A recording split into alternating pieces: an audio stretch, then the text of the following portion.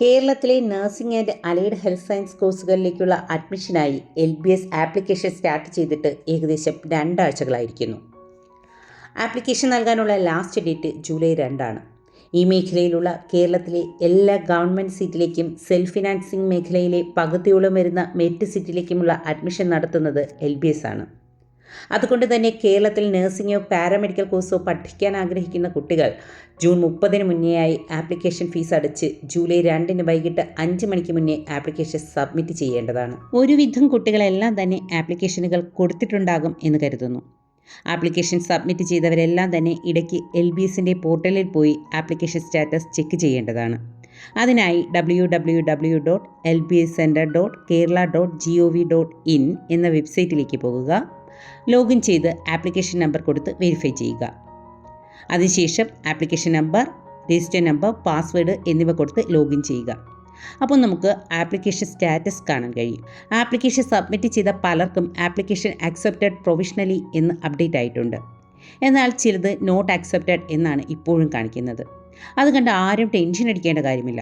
നമുക്ക് final verification വരുന്നത് July 20 ആ സമയം നമ്മുടെ ആപ്ലിക്കേഷനിൽ എന്തെങ്കിലും കറക്ഷൻ ഉണ്ടെങ്കിൽ അത് ആപ്ലിക്കേഷൻ സ്റ്റാറ്റസിൽ റിമാർക്സ് ആയി കാണിക്കും. 25 മുന്നേ അത് റെക്ടിഫൈ ചെയ്യാനായി കറക്ഷൻ വിൻഡോയും ഓപ്പൺ ആയിരിക്കും. ഉദാഹരണത്തിന് നേറ്റിവിറ്റി പ്രൂഫ് അപ്ലോഡ് ചെയ്തത് ശരിയല്ല എന്നാണെങ്കിൽ അത് നമുക്ക് 20-ാം തീയതി അഥവാ ജൂലൈ 20 വെരിഫിക്കേഷൻ കഴിഞ്ഞ ശേഷം നമുക്ക് റിമാർക്സ് ആയിട്ട് നമ്മുടെ ആപ്ലിക്കേഷൻ സ്റ്റാറ്റസിൽ കാണിക്കും. ജൂലൈ 25 മുന്നേയായി കറക്റ്റ് ഡോക്യുമെൻ്റ് അപ്ലോഡ് ചെയ്താൽ മതിയാകും. റിമാർക്സ് ഇങ്ങനെയായിരിക്കും വരിക. ഇത് non creamy layer certificate is not for education purpose എന്നാണ് പറഞ്ഞിരിക്കുന്നത്. ക്ലെയിം ഡിനൈഡ് ആയിട്ടുണ്ട്. വില്ലേജ് ഓഫീസർ സാക്ഷ്യപ്പെടുത്തിയ സ്റ്റേറ്റ് എഡ്യൂക്കേഷൻ പർപ്പസിന് വേണ്ടിയുള്ള NCL സർട്ടിഫിക്കറ്റാണ് നമുക്ക് LBSനായി അപ്ലോഡ് ചെയ്യേണ്ടിയിരുന്നത്. എന്നാൽ സെൻട്രൽ എഡ്യൂക്കേഷൻ പർപ്പസിൻ്റെ NCL ആണ് ഇവിടെ അപ്ലോഡ് ചെയ്തിരിക്കുന്നത്. അതുകൊണ്ടാണ് ഈ റിമാർക്സ് വന്നിരിക്കുന്നത്. ജൂലൈ 25 മുന്നേ ആയി തന്നെ നമുക്ക് കറക്റ്റ് ഡോക്യുമെൻ്റ് അവിടെ അപ്ലോഡ് ചെയ്യണം, അല്ലെങ്കിൽ നമുക്ക് റിസർവേഷൻ ലഭിക്കില്ല. ഇനി ആപ്ലിക്കേഷൻ കൊടുത്തപ്പോൾ എന്തെങ്കിലും മിസ്റ്റേക്ക് പറ്റിപ്പോയി, അല്ലെങ്കിൽ ഏതെങ്കിലും സർട്ടിഫിക്കറ്റ് അപ്ലോഡ് ചെയ്യാൻ വിട്ടുപോകുകയോ മാറിപ്പോകുകയോ ചെയ്താൽ ഇപ്പോൾ തന്നെ LBSമായി കോൺടാക്റ്റ് ചെയ്യുക. സ്ക്രീനിൽ കൊടുത്തിരിക്കുന്ന നമ്പറിലേക്കോ അല്ലെങ്കിൽ LBSന്റെ ഏതെങ്കിലും സബ് സെൻറ്ററിലോ വിളിച്ച് നമ്മുടെ ആവശ്യം പറയുക. അവർ തരുന്ന റിപ്ലൈ അനുസരിച്ച് ആവശ്യമായ ഡീറ്റെയിൽസ് വെച്ച് മെയിൽ ചെയ്യാം. അങ്ങനെയാണെങ്കിൽ കറക്ഷൻ പീരീഡിൽ നമുക്ക് പുതിയ ഡോക്യുമെൻറ്റുകൾ അപ്ലോഡ് ചെയ്യാനായി അവസരമുണ്ടാകും. വെരിഫിക്കേഷൻ കഴിഞ്ഞ ഡേറ്റ നമുക്ക് ചെക്ക് ചെയ്യണം. നമ്മുടെ പേഴ്സണൽ ഡീറ്റെയിൽസ്, മാർക്സ് എല്ലാം കറക്റ്റ് ആണോ എന്ന് ചെക്ക് ചെയ്യണം. രജിസ്ട്രേഷൻ നമ്പർ മാത്രം കൊടുത്ത കുട്ടികളുടെ മാർക്ക് അവിടെ അപ്ഡേറ്റ് ആയതായി കാണാം. അതിനുശേഷം എന്തെങ്കിലും മിസ്റ്റേക്ക് വന്നു കഴിഞ്ഞാൽ നമുക്ക് കംപ്ലയിൻറ്റ് ചെയ്യാം. ഒറിജിനൽ മാർക്ക് ലിസ്റ്റ് അവിടെ അപ്ലോഡ് ചെയ്യാനുള്ള ഓപ്ഷനും ഉണ്ടാകും. LBS ഇംപ്രൂവ്മെൻറ്റിൻ്റെ റിസൾട്ട് പരിഗണിച്ചാൽ ചിലപ്പോൾ ആ മാർക്ക് കൂടി ആഡ് ചെയ്താകും വെരിഫിക്കേഷൻ നടക്കുക. അല്ലെങ്കിൽ ആ മാർക്ക് കൂടി അപ്ലോഡ് ചെയ്യാനുള്ള അവസരം നമുക്കുണ്ടാകും.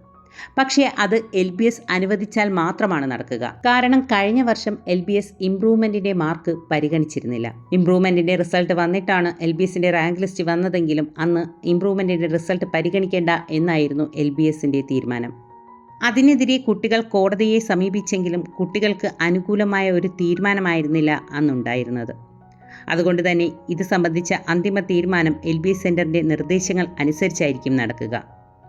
മുൻ വർഷങ്ങളിലെല്ലാം തന്നെ ഇംപ്രൂവ്മെൻറ്റിൻ്റെ മാർക്ക് LBS പരിഗണിച്ചിരുന്നു. ഇനി ഒരുപാട് കുട്ടികൾ ചോദിക്കുന്ന കാര്യമാണ് ഓപ്ഷൻ രജിസ്ട്രേഷൻ എപ്പോഴാണ് നടക്കുക എന്നത്. Provisional rank list August 7 publish ചെയ്യുക. അതിനുശേഷം 14 ഫൈനൽ റാങ്ക് ലിസ്റ്റ് വരിക എന്നാണ് LBSൻ്റെ ഷെഡ്യൂൾ പ്രകാരം മനസ്സിലാക്കുന്നത്.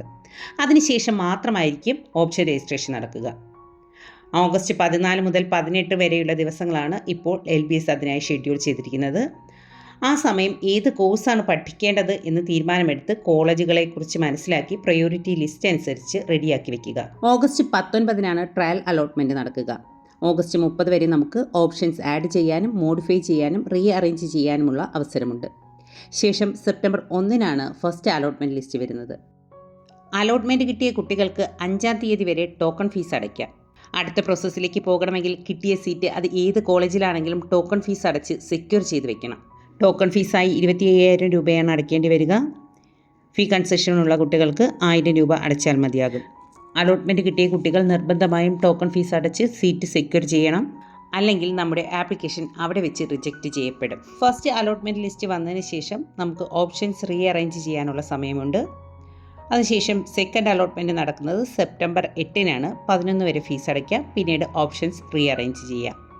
തേർഡ് അലോട്ട്മെൻറ്റ് നടക്കുന്നത് സെപ്റ്റംബർ 15-നാണ്. 17 വരെ ടോക്കൺ ഫീസ് അടയ്ക്കുക. ഈ 3 അലോട്ട്മെൻറ്റുകൾക്ക് ശേഷം മാത്രമാണ് നമുക്ക് കോളേജിൽ പോയി അഡ്മിഷൻ എടുക്കേണ്ടി വരിക. അതായത് മൂന്നാമത്തെ അലോട്ട്മെൻറ്റിൽ ഏത് കോളേജിലാണ് അഡ്മിഷൻ കിട്ടിയതെങ്കിലും 19-ാം തീയതിക്ക് മുന്നേ നമ്മൾ അവിടെ പോയി അഡ്മിഷൻ എടുത്തിരിക്കണം. പിന്നീട് വേറെ ഏതെങ്കിലും കോളേജിലേക്ക് മാറണമെങ്കിൽ അഡ്മിഷൻ എടുത്ത കോളേജിൽ നിന്ന് NOC മേടിച്ച് പിന്നീട് വരുന്ന അലോട്ട്മെൻറ്റുകളിൽ നമുക്ക് പങ്കെടുക്കാം. പിന്നീട് വേക്കൻസിക്ക് അനുസരിച്ച് സ്പെഷ്യൽ അലോട്ട്മെൻറ്റുകൾ അല്ലെങ്കിൽ സ്പോട്ട് അഡ്മിഷൻസ് ഉണ്ടാകും. കഴിഞ്ഞ വർഷത്തെ LBSൻ്റെ അലോട്ട്മെൻറ്റിനായി 27 അലോട്ട്മെൻറ്റുകൾ വരെ നടന്നു എന്നാണ് അറിയുന്നത്. ഇനി ചില കുട്ടികൾ ചോദിച്ച ഡൗട്ട്സ് ആണ്. ഒരുപാട് കുട്ടികൾക്ക് ഡൗട്ടുള്ളത് മാർക്ക് എൻ്റർ ചെയ്യുന്നതിനെക്കുറിച്ചാണ്. 2026 കേരള സിലബസിൽ എക്സാം എഴുതിയ കുട്ടികൾക്ക് മാർക്ക് എൻ്റർ ചെയ്യേണ്ട കാര്യമില്ല. അവരുടെ രജിസ്റ്റർ നമ്പർ എൻ്റർ ചെയ്ത് കൊടുത്താൽ മതി. LBSന് അവരുടെ മാർക്ക് നേരിട്ട് ആക്സസ് ചെയ്യാൻ കഴിയും. എന്നാൽ കേരള സിലബസിൽ 2026 മുന്നേ പാസ് ഔട്ടായിട്ടുള്ളവരും CBSE, ISE, ICSE എന്നീ ബോർഡുകളിലോ മറ്റ് സംസ്ഥാന ബോർഡുകളിലോ പഠിച്ച കുട്ടികളാണെങ്കിൽ അവർക്ക് +2-ന് ലഭിച്ച മാർക്കാണ് ഓൺലൈനായിട്ട് അപ്ലോഡ് ചെയ്യേണ്ടത്. ചില കുട്ടികൾ ചോദിച്ചിട്ടുണ്ട് CBSEക്ക് +1ൻ്റെ മാർക്ക് അപ്ലോഡ് ചെയ്യേണ്ട കാര്യമുണ്ടോ എന്നുള്ളത്. അതിൻ്റെ ആവശ്യമില്ല. CBSEക്കാർക്ക് +2ൻ്റെ മാർക്ക് മാത്രം അപ്ലോഡ് ചെയ്താൽ മതിയാകും. ജൂലൈ 20-നാണ് നമ്മുടെ verification and personal data verify ചെയ്ത് വരുന്നത്. അതിനുശേഷം നമ്മുടെ മാർക്സ് നമുക്ക് അവിടെ അപ്ഡേറ്റ് ആയതായി കാണാൻ കഴിയും. കമ്മ്യൂണിറ്റി സർട്ടിഫിക്കറ്റിന് പകരം NCL മതിയാകുമോ എന്ന് ചില കുട്ടികൾ ചോദിക്കുന്നുണ്ടായിരുന്നു. NCL സർട്ടിഫിക്കറ്റ് തന്നെ മതിയാകും. കാര്യം അതിൽ തന്നെ നമ്മുടെ കമ്മ്യൂണിറ്റിയും പറയുന്നുണ്ട്. ഇൻകം സർട്ടിഫിക്കറ്റ് അപ്ലോഡ് ചെയ്യുന്നതിനെക്കുറിച്ച് ചില കുട്ടികൾ ഡൗട്ട് ചോദിച്ചിരുന്നു. സ്കോളർഷിപ്പ്, ഫീ കൺസെഷൻ എന്നിവ ലഭിക്കാനായാണ് ഇൻകം സർട്ടിഫിക്കറ്റ് അപ്ലോഡ് ചെയ്യേണ്ടത്. അങ്ങനെ എന്തെങ്കിലും ഫീസ് ഇളവോ സ്കോളർഷിപ്പോ ലഭിക്കാൻ സാധ്യതയുള്ളവർക്ക് ഇൻകം സർട്ടിഫിക്കറ്റ് അപ്ലോഡ് ചെയ്യേണ്ടതാണ്. ഈ രജിസ്ട്രേഷൻ IDയെക്കുറിച്ച് ചില കുട്ടികൾ ചോദിച്ചിട്ടുണ്ട്. രജിസ്ട്രേഷൻ ID നമുക്ക് ലഭിക്കുന്നത് ആപ്ലിക്കേഷൻ കൊടുക്കുന്ന സമയത്താണ്. ആപ്ലിക്കേഷൻ നമ്പറിൻ്റെ കൂടെ തന്നെയാണ് നമുക്ക് രജിസ്ട്രേഷൻ IDയും ലഭിക്കുന്നത്. ഇനി അതില്ല എന്ന് കരുതി വിഷമിക്കേണ്ട. LBSൻ്റെ പോർട്ടലിൽ പോയി ആപ്ലിക്കേഷൻ റിക്കവറിയിൽ ക്ലിക്ക് ചെയ്ത് date of birth, phone number, email ID എന്നിവ കൊടുത്താൽ നമ്മുടെ ആപ്ലിക്കേഷൻ റിക്കവർ ആയി വരും. അതിൽ ആപ്ലിക്കേഷൻ നമ്പറും രജിസ്ട്രേഷൻ IDയും ഉണ്ടായിരിക്കും.